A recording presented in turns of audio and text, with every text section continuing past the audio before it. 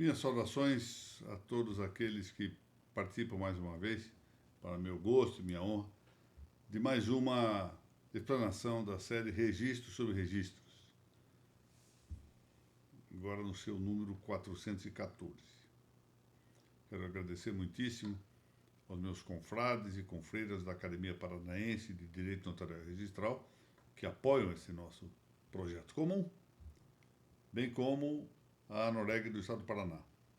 Dirijo meus cumprimentos ao Dr. Matheus Afonso Viro da Silva, presidente da Noreg Paranaense, e estendo esses cumprimentos e agradecimentos às duas presidentes anteriores dessa entidade, a doutora Mariana Pozenato Martins, e antes dela a doutora Mônica Maria Guimarães de Macedo Dalla Vecchia, porque instauraram e fizeram prosseguir esta série que, como visto, já ultrapassa 400 exposições. Bom, eu acabo de voltar de uma verdadeira aventura na Europa, né? Eu entrei para Portugal, dali fui a Madrid, de Madrid fui a Roma, de Roma voltei a Lisboa, e nesse meio tempo, além de uma pequena palestra que eu tive de proferir em Madrid, tive a honra de participar da maratona, da grande maratona de Madrid. Mas não imaginem que eu estivesse correndo no meio dos... Quer dizer, correndo eu estava, mas não na mesma direção dos 45 mil participantes da maratona, senão que atravessando a maratona, com direito a atravessar carregando mala. Era a única forma que eu tinha de atravessar a Gran Via e ir para o transfer que lá se encontrava para me levar ao aeroporto de Barajas, porque nesse dia, foi um domingo, acho que dia 27 de abril, eu retornava, aliás, não era não, eu acho que errei, foi dia 1º de maio, quarta-feira, 1º de maio, eu retornava de Roma a Lisboa. Bom, não ganhei nenhum prêmio na maratona, mas quase derrubei uma corredora, que teve a bondade de não me xingar, mas não gostou nada da minha interceptação, por assim dizer. Paciência. Não havia outra saída, essa é a verdade. Bom, vamos ver hoje, nesse número 414 da série, o tema do averbamento da cessão do crédito com garantia real imobiliária. A matéria é relativamente simples, mas noblesse oblige, devemos tratar do assunto.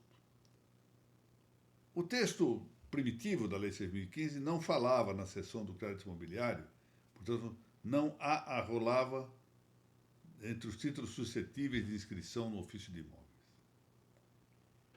Ele apenas se referia, esse texto original, isto sim, ao averbamento da caução, da cessão parcial e da cessão fiduciária dos direitos aquisitivos referentes a imóveis, porque assim atendia ao disposto no Decreto-Lei 70, de novembro de 1966. Então, só se cuidava do averbamento da caução, do averbamento da cessão parcial e ainda o da cessão fiduciária dos direitos de aquisição relativos a imóveis. Em 2001, a medida provisória 2.223, que é uma medida provisória de setembro de 2001, então fez incluir na Lei de Registros Públicos o averbamento da cessão do crédito imobiliário. E essa mesma expressão, cessão do crédito imobiliário, incluída pela medida provisória na Lei 6.015, se confirmou com a Lei 10.931, que é de agosto de 2004. Muito bem. Passados 20 anos, veio a medida provisória 1085, que é de dezembro de 2021, pouco mais de 20 anos, desde aquela medida provisória 2223. Sucessivamente a essa medida provisória, 1085, e no mesmo sentido, veio a Lei 14.382, 14382, que é de junho de 2022, e aí então se estabeleceu, se assinalou o texto vigente hoje, no item 21, do inciso 2º, do artigo 167 da Lei 6.015. O artigo 167, como nós sabemos, é o que tem a lista dos títulos averbáveis no registro imobiliário. E aqui estamos vendo o item 21 do inciso 2º. Ali se indica o averbamento da cessão do crédito com garantia real sobre imóvel, prossegue o texto, ressalvado o disposto no item 35 deste mesmo inciso 2º do artigo 67. Então, o que se averba é a cessão do crédito com garantia real sobre imóvel. E há uma ressalva que diz respeito à cessão do crédito ou subrogação resultante de transferência do financiamento de garantia real sobre imóvel, que é objeto da Lei 9.514, de 1997. Isso nós vamos ver quando tratarmos desse item 35, aqui na série Registro sobre Registros. Muito bem. Essa cessão de créditos com garantia real sobre imóvel constitui um título que pode ser de origem contratual, de origem legal ou de origem judicial. A maior parte das vezes é contratual, convencional. É um título pelo qual alguém, credor originário no ajuste, atua agora na condição de cedente para transferir a terceiro, que é chamado de cessionário. Então, o credor originário é chamado de cedente, o terceiro é chamado de cessionário, o direito do crédito a que se liga um bem imóvel dado como garantia para o adimplemento da obrigação correspondente. Bom, primeiro e manifesto aspecto a considerar nessa seção é o de que com ela se transfere o direito creditório, mas não só. Com o direito creditório se transfere também, de modo inerente a esse direito creditório, a garantia imobiliária que o segue. Está previsto expressamente no artigo 287 do mesmo Código Civil de 2002. Então, aqui o acessório segue o principal. O principal é o crédito. O acessório, a garantia real. Suponhamos aqui a hipoteca. Mas o primeiro requisito, na verdade, em rigor subjetivo, que diz respeito ao fato de que a pessoa a quem é transferido o crédito, o direito creditório, não integrava a relação creditícia original. Então, era alguém, trata-se de um terceiro, o cessionário, alheio do negócio originário. Vale dizer que o cessionário, ou seja, o terceiro a quem se transfere o direito de crédito, adquire a posição do credor original. É por isso que se fala em credor substituinte ou em posição de vicariato, de vigário, credor vigário, ou seja, credor vigário ou vicário substituinte. Bom, a cessão é, em princípio, no direito brasileiro, amplamente admitida. Mas ela pode inibir-se por algumas tantas exceções. Poucas, mas há. De fato, o artigo 286 do nosso Código Civil, que é o artigo central nessa matéria, diz que o credor pode ceder o seu crédito, se a isso não se opuser a natureza da obrigação, a lei ou a convenção com o devedor. Então, esse é em princípio. Em linha geral, ele pode ceder, ele tem a faculdade de ceder o crédito. Quando? Quando não se opuser à natureza da obrigação, a lei ou a convenção com o devedor. Essa convenção, que pode inibir a cessão, é aquela em que conste uma cláusula proibitiva da mesma cessão e que só pode opor-se ao cessionário de boa-fé, que é o terceiro, a quem é transferido o negócio originário, se não constar do instrumento da obrigação. Se ela não estiver no próprio instrumento da obrigação, ela não é eficaz em relação ao cessionário de boa-fé. Após, então, 3 situações em que não se viabiliza a cessão de crédito. A primeira situação é a que resulta da natureza da obrigação. Cláudio Bevilacqua, grande Cláudio Bevilacqua, que foi o autor do projeto do melhor código que nós tivemos no Brasil, Código Civil de 1916, diz que não se pode ceder o direito de exigir alimentos devidos por vínculo de sangue, porque o direito de alimentos referentes a um liame, a uma ligação de sangue, é um direito personalíssimo, não pode ser cedido. Há casos, além desse que a própria natureza da obrigação impede a cessão, em que há um impedimento legal. Assim ocorre com a chamada fraude à penhora.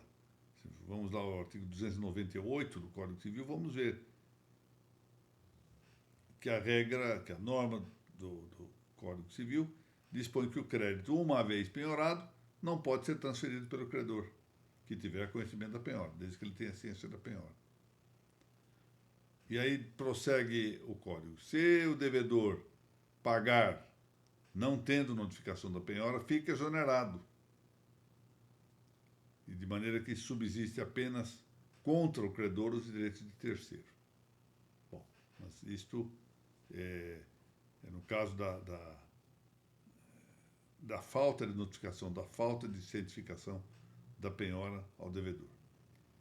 E ainda terceiro caso, a força de cláusula convencional que, desde que constante do próprio instrumento da obrigação objeto, impeça a cessão, proíba a realização da cessão. Também pode ser isso. Nada impede que as partes celebrem um acordo e digam, olha, esse acordo não pode haver mudança na posição subjetiva. Não posso ceder, não admitiremos cessão, não admitiremos assunção de dívida, por exemplo. Fica isso estabelecido. Muito bem. Bom, diz ainda a lei, agora no artigo 288 desse mesmo Código Civil a que estamos nos referindo, que é ineficaz, relativamente a terceiros, a transmissão de um crédito que não se celebre ou por instrumento público ou por instrumento particular com os requisitos do parágrafo 1º do artigo 654. Bom, vamos lá. Claro, instrumento público, total question, mas o instrumento particular é que vem a exigência específica de observância do parágrafo 1º do artigo 654, de maneira que a cessão pode ser instituída por meio de um título público, escritura notarial, mas também pensemos um título de origem judiciária, por exemplo, ou particular. Mas o particular, o instrumento particular, deve preencher os requisitos indicados no referido parágrafo 1º do artigo 654 do Código Civil. Quais são? Lugar onde a sessão foi celebrada, qualificação do cessionário e do cedente, ou seja, nessa ordem, outorgado e outorgante. Por que fala outorgante e outorgado no artigo 654? É porque esse dispositivo não diz respeito só à sessão. A data em que o instrumento em que o negócio se realizou e o instrumento foi celebrado, e o objetivo da sessão, ou seja, o objetivo da outorga. Não é só esse requisito. Chamemos atenção para o fato de que o instrumento particular dessa sessão está sujeito ao que dispõe o artigo 108 do mesmo Código Civil. O que diz o artigo 108?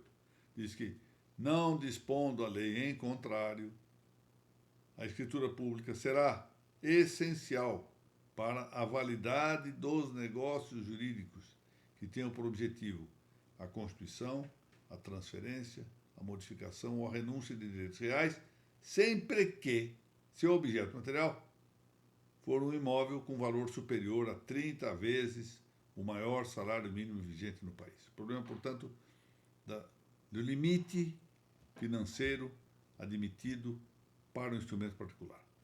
E isso se aplica ao caso da cessão.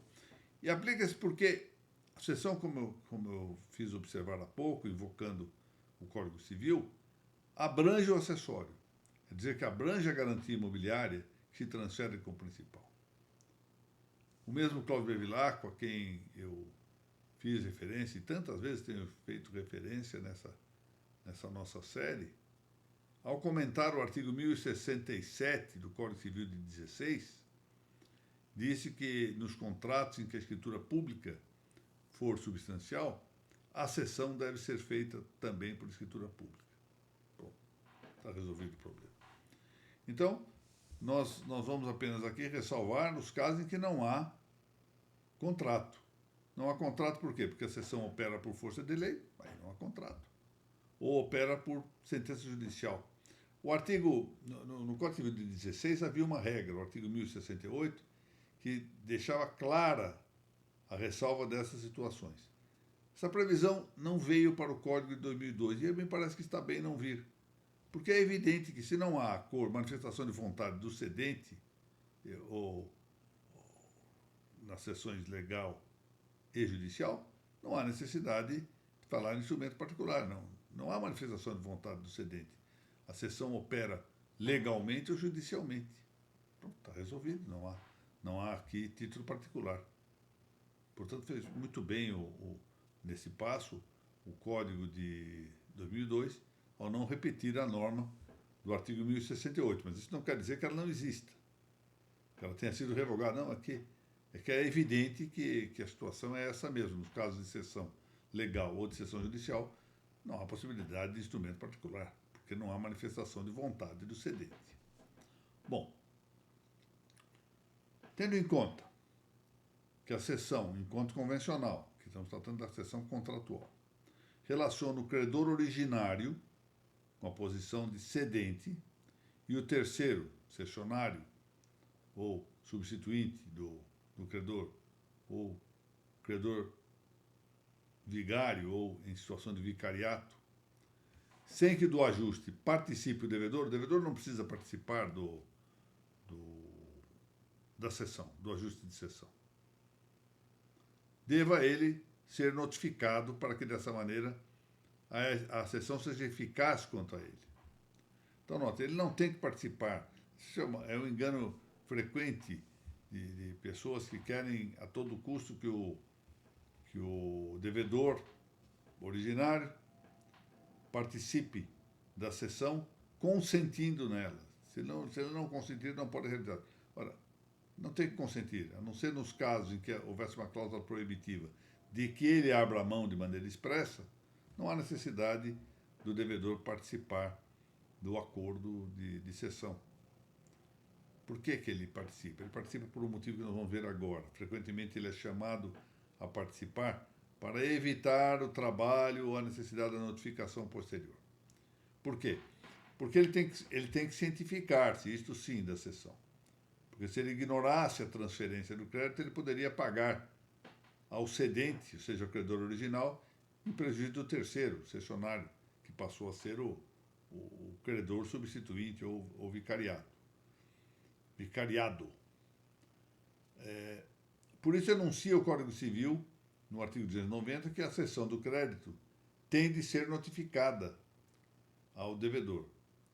Mas também se entende no Código Civil, e com razão, que o devedor pode, em escrito público, ou seja, instrumento público, ou particular, documento particular, declarar ciente da cessão feita, caso em que a cessão tenha eficácia contra ele, embora ele não tenha sido notificado, porque a notificação seria uma superfetação. Ele já sabe. Notificação só para dar ciência. Se ele já sabe da cessão, não precisa ser notificado. A notificação pode ser tanto judicial quanto extrajudicial. E, embora ela não tenha forma solene, lembremos que a notificação não pode ser meramente oral. De uma vez aqui, invoco a lição de Flávio Bevilacqua. Não pode ser oral porque há necessidade de fixar-se o tempo da sessão para saber qual o débito, ou seja, a quem o débito deveria ser dirigido, se ao devedor original ou se ao devedor cessionário. Bom, abdicando aqui, por amor à brevidade, para atender à concisão, de considerar as hipóteses de dispensa da aludida notificação, e assim ocorre quanto aos títulos ao portador, porque eles são transferíveis por tradição. Isso é um exemplo. Nós não estamos cuidando disso, nós estamos cuidando de uma cessão de direito com garantia real. Vamos cuidar dos requisitos específicos do título da cessão de crédito com essa garantia real sobre o imóvel. Bom, o primeiro desses requisitos é o de seu instrumento público ou privado. Não há registro possível, não há averbação possível sem título, não é? Sem título em sentido formal.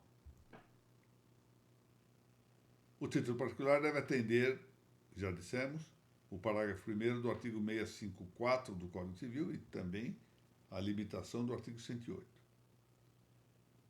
E por manifesto, isso só se refere às sessões contratuais, não às sessões de origem legal ou judicial, porque a ação judicial, para ela é bastante a carta de sentença, é suficiente o mandado, é bastante eventual outro documento judiciário, não há título aqui, instrumento particular para ser observado.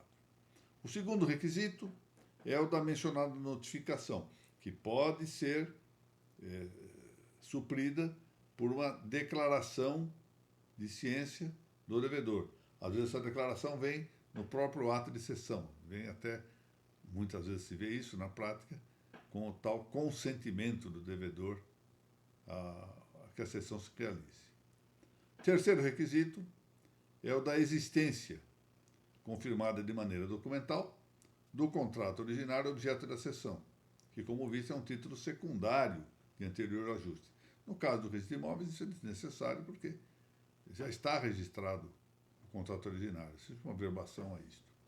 O quarto e último requisito é o da mesma inscrição no ofício imobiliário, matéria de que aqui estamos cuidando. Essa inscrição, agora sob a forma de averbamento, já estava prevista no Código Civil de 1916, no artigo 1067, parágrafo único, em que se falava que o cessionário do crédito hipotecário tem, como subrogado, o direito de fazer inscrever a cessão à margem da inscrição principal. Ali se falava à margem porque era o tempo do livrão e as averbações se faziam de maneira marginal. Não diversamente, o Código Civil de 2002, agora no artigo 289, diz que o cessionário do crédito hipotecário tem o direito de fazer averbar a cessão no registro de imóveis. Lembremos aqui, é verdade, ele fala que o credor hipotecário, o cessionário do crédito hipotecário, melhor dizendo, tem o direito de fazer averbar a cessão no registro de imóveis. Primeiro, lembremos isso, não é só ele que tem o direito. O fato de o Código falar que ele tem o direito não significa que outros não possam fazê-lo também. E segundo, não é mera faculdade. De acordo com a lei de registros públicos, esses atos todos, os títulos todos que devam ser inscritos, registrados ou averbados, devem ser obrigatoriamente feitos, o que não significa que se façam sem rogação. O problema é que muitas vezes falta a sanção específica para a quebra desse dever. Bom, em todo caso, é exatamente essa averbação a que se indica no item 21 do inciso 2º do artigo 67, que nós estamos aqui tratando. A averbação é essa que se faz no cartório da situação do imóvel. Queria referir, por fim, uma doutrina no sentido de que, além ainda da observância dos supostos específicos para a registração, e aqui atingindo os títulos judiciais também, por exemplo, o requisito da determinação, o requisito da especialidade, os títulos judiciais devem ter o cuidado de observância da especialidade imobiliária. O título da cessão, quando o caso, deva ainda atender ao disposto no inciso 1º do artigo 1647 do Código Civil, que se refere ao outorga uxória. Ali se diz que, ressalvado o disposto no artigo subsequente, que é o 1648, nenhum dos cônjuges pode, sem autorização do outro, ressalvada a situação do regime de separação absoluta, alienar ou gravar de ônus real os bens imóveis. A ressalva que está no início do texto do 1647 diz respeito ao caso do suprimento judicial da outorga. O juiz pode suprir a outorga quando um dos cônjuges a denegue sem motivo, ou quando haja impossibilidade de concedê-la. Mas aqui, o de que se trata é da necessidade de o cedente preencher o requisito da outorga uxória sempre que ela caiba, porque, ao fundo, ele está alienando um ônus real relativo a bem imóvel. Essa é a tese que parece mais provável. Ela não deixa de ser controversa, eu admito, mas por prudência, parece melhor adotá-la. Então, exigindo-se a outorga uxória. Muito bem. Esse é um tema relativamente simples, mas que, como todo campo do direito, possui as suas especificidades e quem gosta do direito, quem ama essa matéria, sabe como é bom a gente perscrutar esses institutos jurídicos, por mais que eles sejam considerados simples. Bom, também não sei se esse é simples. Se nós formos à doutrina estrangeira, vamos ver 1001 hipóteses de discussão a respeito desse assunto. Nem todas elas ocorreram no Brasil, mas são muito interessantes. Eu queria, nesse momento, tornar a agradecer o Dr. Matheus Afonso Vieira da Silva pelo apoio que a Noreg Paranaense concede a esta série, Registro sobre Registro, Registros sobre Registros, estender, ainda uma vez, em reiteração, esses cumprimentos às anteriores presidências, aos diretores todos, aos integrantes todos do corpo associativo da Noreg do Paraná, bem como aos confrades e confreiras da Academia Paranaense de Direito Notarial. E last but not least, agradecer muitíssimo a audiência desta nossa série Registro sobre Registros, que se vai fazendo larguíssima e assim procurando nutrir, alimentar a reconstrução da doutrina notarial e registral brasileira pelas mãos do Estado do Paraná. Muito obrigado a todos.